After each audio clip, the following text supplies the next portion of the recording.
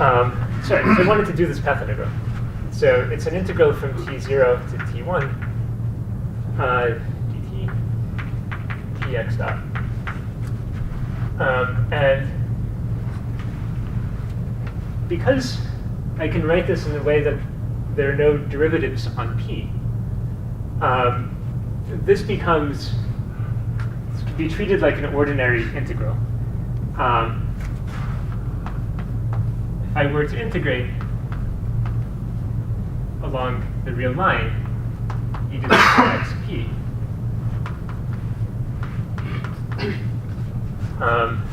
I'm supposed to get a delta function of x. And it's exactly what happens here. I can do the p integral and just end up with x integral over a delta function. So it's a delta function of x dot. And the entire path integral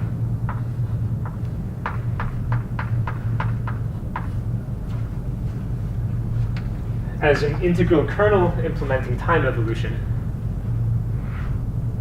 just gives me a delta function saying the final position has to be equal to the initial position. Sorry, but what's in that exponential is exponential I integral dt px dot. But you're saying if we do the p integral for that, you still get a delta function. I pull out a delta function of the other variable. This is a bilinear. This is a bilinear form. And so just as here, I would get a delta function of whatever this was, a. Here I get a delta function of x dot. And so some path integrals can be evaluated exactly. It happens when there are no derivatives sitting on one of the variables.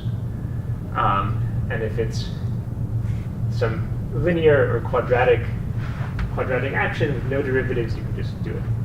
And that will happen in transaminds to an extent.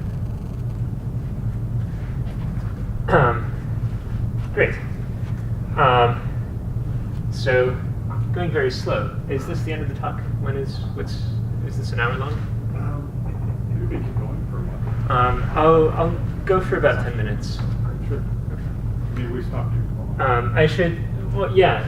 I'd like to finish things up with quantum mechanics so that I can apply to transaminds later.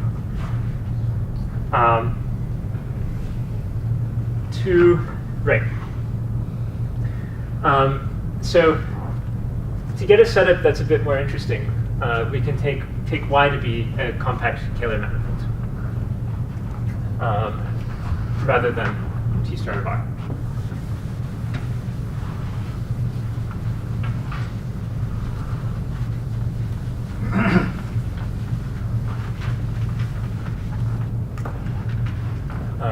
So suppose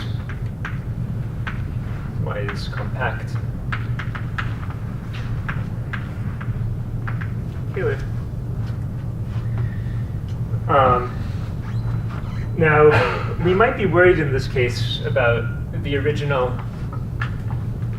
definition of the action.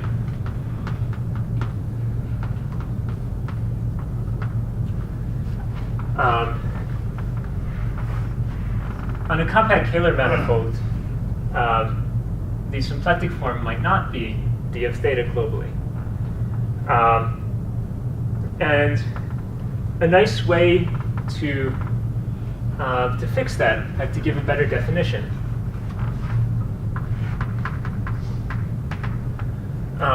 is to,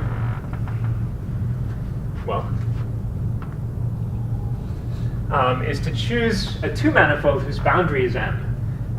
So let me also suppose. So this is a problem that will come up when M is a circle. So suppose M is the circle. That's the boundary of the disk. And given any map, from m into y, we can choose an extension. If it's like simply connected, maybe?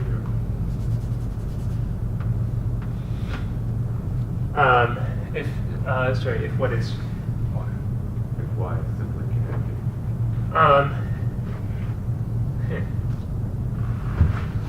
Yes.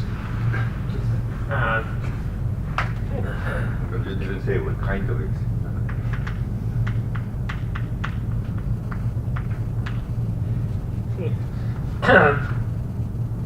Simply connected. Right.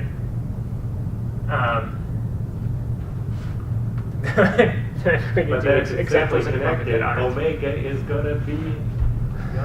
Yeah. So what? What I'm worried about, yeah. Maybe you don't want to take anyone. It's okay. You just go. I'm just gonna. There may be subtleties I have ignored in trying to come up with simple examples. I'm going to choose an extension of phi. You know, I could, yeah. So I definitely need this to exist. So I'll choose an extension that agrees with the original map on the boundary, and then define a new action to be the integral over the disk of the pullback of omega. And then we have to check that this definition is independent of the choice of extension. And so how is that going to happen? So here's our disk.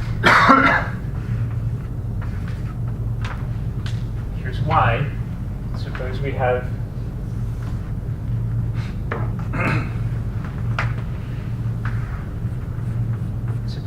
two maps.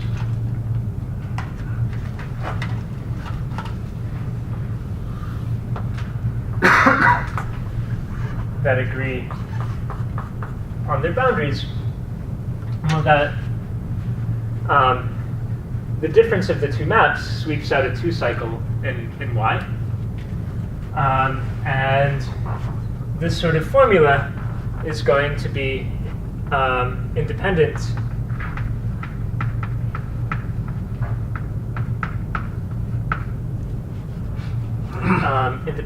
of the extension if what? If the integral over any 2-cycle, well, it's going to be independent of the extension if omega is an integral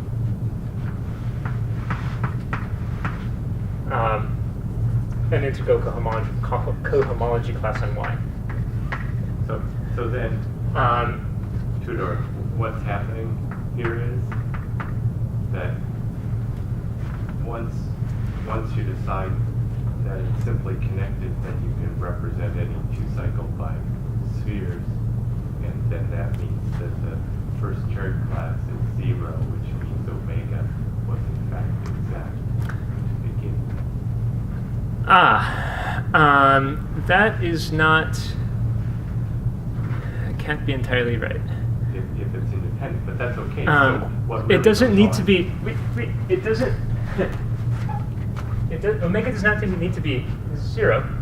It needs to be in. Sorry. So what you said is exactly right, aside from one difference. It does not need to be 0, but it needs to be an integer cohomology class, because the action doesn't need to be well defined on the nose. It needs to be well defined up to an integer. It's modulo R Yes. C1. And so the action was a function from fields to R mod 2 pi z, so that e to the I action was well defined. And so the condition is that one.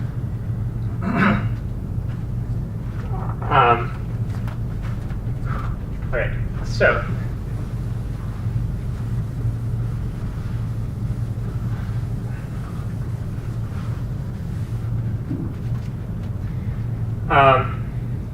right. So I was going to do an example where y is an elliptic curve, but I think there would be complaints that that's not simply connected. I think those can be ignored because there are better ways. Well, you can still define the action for an elliptic curve. So let me just say what happens in general. So I mean, suppose we have this sort of situation where omega is sitting in integral cohomology. Then if we try to define the Hilbert space using geometric quantization, we'll find that the space is homomorphic sections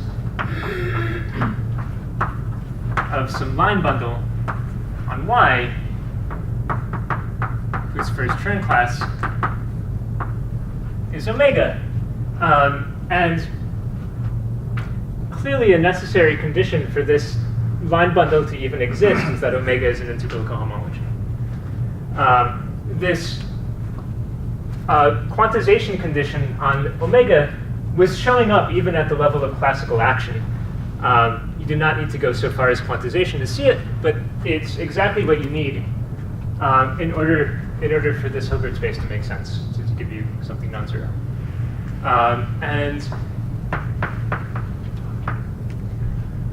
So just two examples. Let me actually do elliptic curve. So Y is a 2 torus with a complex structure.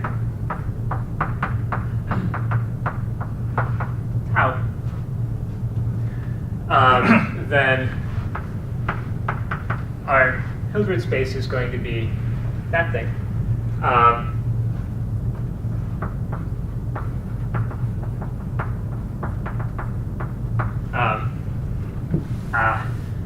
Now I actually need to write down what the bundle is. So omega has to be an integral cohomology. It's going to look like 2 pi I n and tau dz bar, where n is an integer, and then the Hilbert space is going to consist of level n theta functions.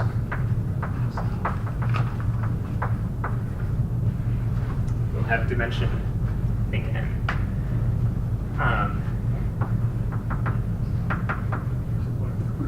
The other. So are you still viewing yourself in the situation of topological quantum mechanics? Yep. And then, but you do have an action? I do have an action. So the action is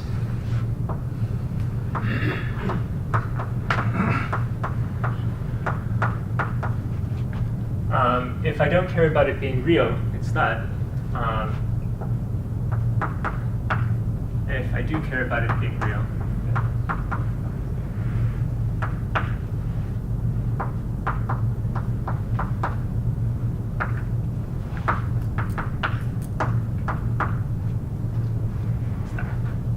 yep. So the action is always locally. It's the pullback of theta with a coefficient, which is important. So there's a coefficient here, 2 pi I n.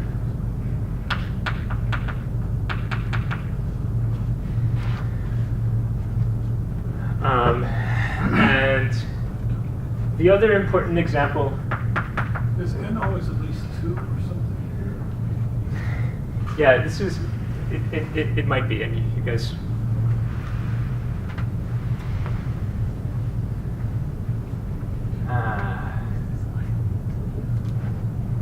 And you want subsection? Yeah. It's not at least 2. So if that is 0,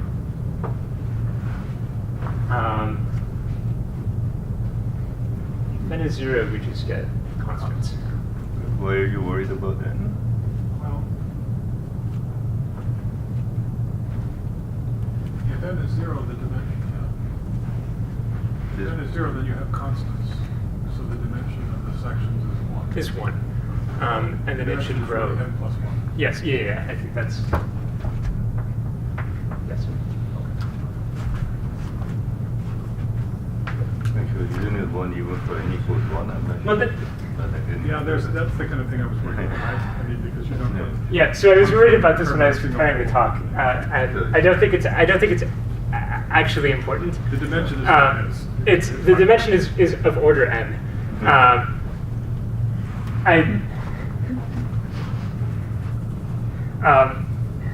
And so I think you get I think what Nihon was right. I think you get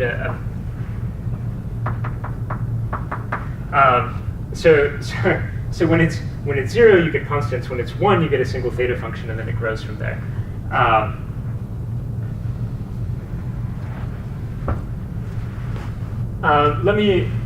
Let me just give another example.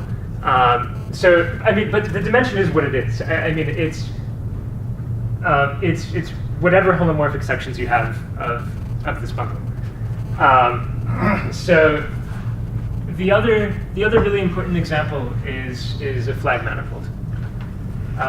So take G to be a compact Lie group. T its maximal torus.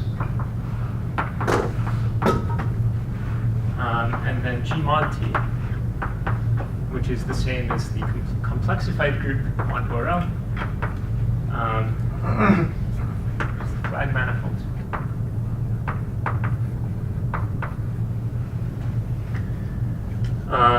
So, for example, if G is SU2, G mod T is CP1. And if you think of it as complexified group mod Borel, you see that this space is always a Kähler, compact Kähler projective manifold.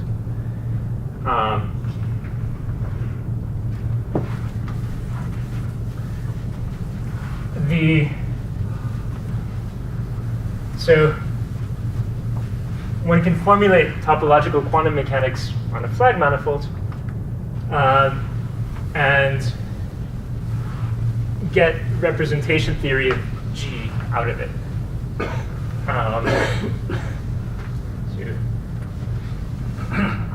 I will be brief and can say more in discussions, but this is mathematically, this is an old topic in representation theory.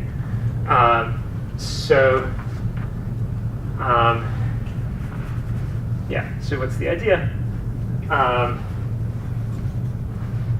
Carrying on with the SU2 example. Suppose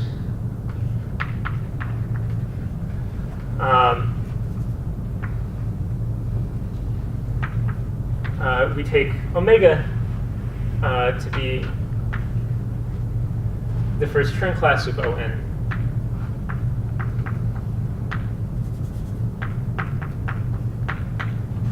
Over CP1. Then, well, so that's n times the first Chern class of 1. We can write down an action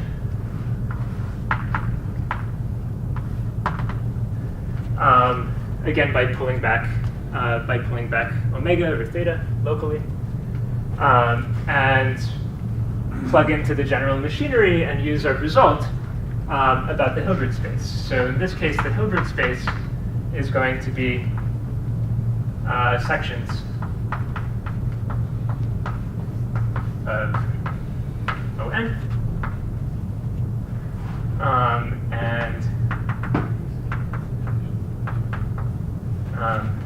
So the dimension of this one is actually n plus 1. But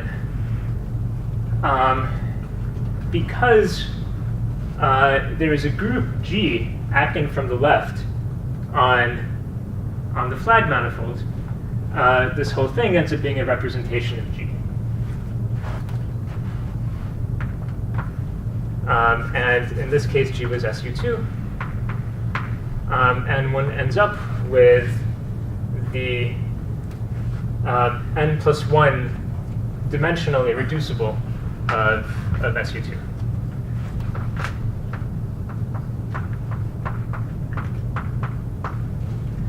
So just homogeneous polynomials, right? Yes, so indeed. So if you do this holomorphically, it's homogeneous polynomial. It's either homogeneous or it's in an affine coordinate on CP1, it's polynomials of degree n. So the story generalizes, and this is going to be important for defining line operators in transassignments theory or saying some things about them. In general, one gets representations of G from doing this.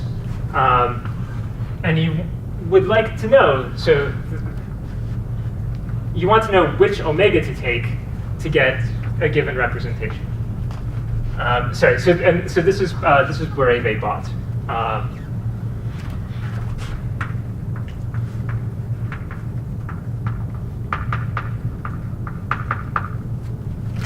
So in general,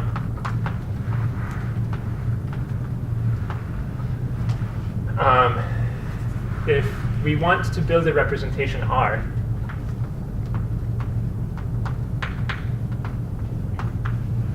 of G,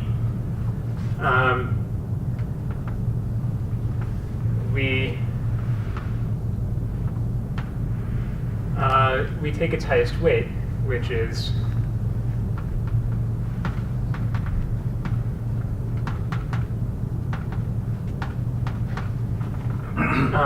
an element of the dual Lie algebra, and consider the G orbit of this thing. So we'll realize G mod T as the G orbit of, so this is the coadjoint action of G. So it looks like this. It's the orbit of lambda R in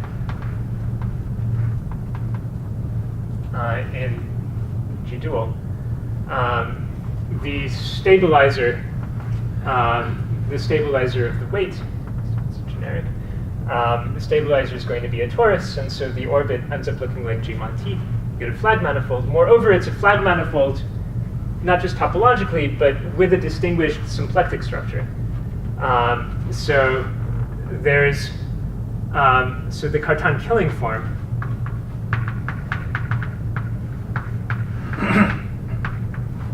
on G dual induces a symplectic structure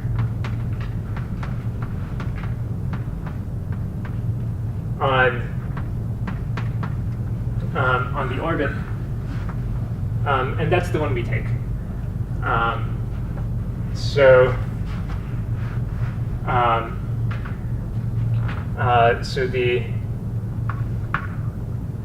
the upshot is that quantization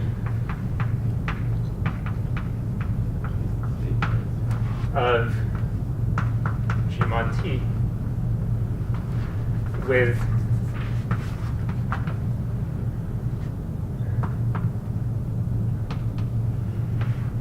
this specific choice of omega induced by thinking of G mod T as this orbit produces the representation R. So here you're thinking about the manifold M as still being S1. Yep. For the Hilbert space, I just wanted to take it to be R. I mean, the Hilbert space is a local thing. Oh, okay. So, right. So, and the action can be described as proverb of theta, that type of thing here. exactly. Always. That's right. It's the setup for the entire discussion. This is a slightly pedantic point, but for this to literally work, I think P needs to be connected with it. Yes, I agree.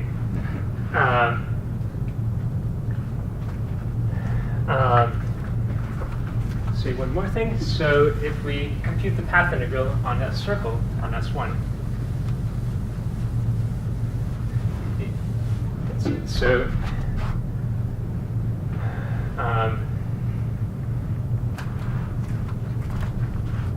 yes, so want this to be simple.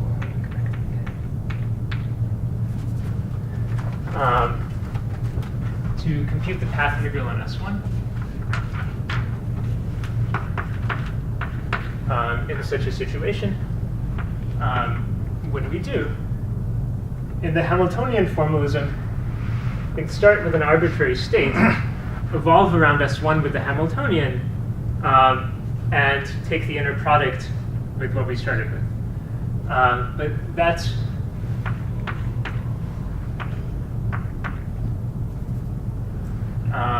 if it's an S1 of radius beta, that's trace of the operator I beta h over the entire Hilbert space. But we're in topological quantum mechanics, so h is 0. And so this reproduces the dimension of the Hilbert space. There's an interesting modification to the setup, which is to deform the quantum mechanics with the background G connection. So if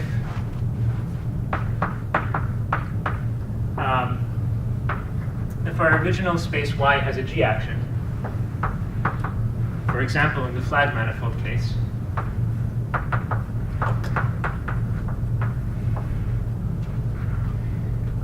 we can introduce a principal G bundle on M, for example, on S1 or R. Principal G bundle with connection.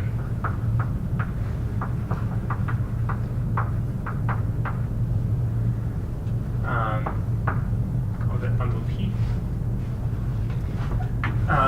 And then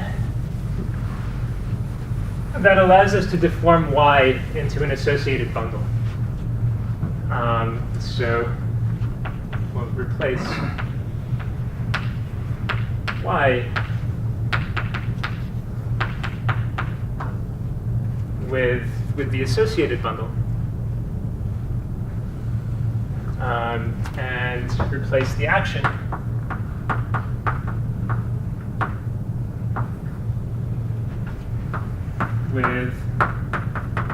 with what?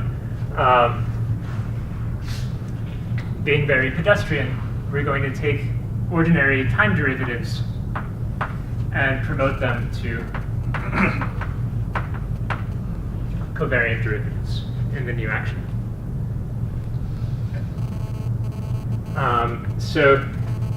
And this is a statement about quantum mechanics, but in general, if you have a quantum field theory whose space of fields has a G symmetry, you can couple the theory to a G bundle.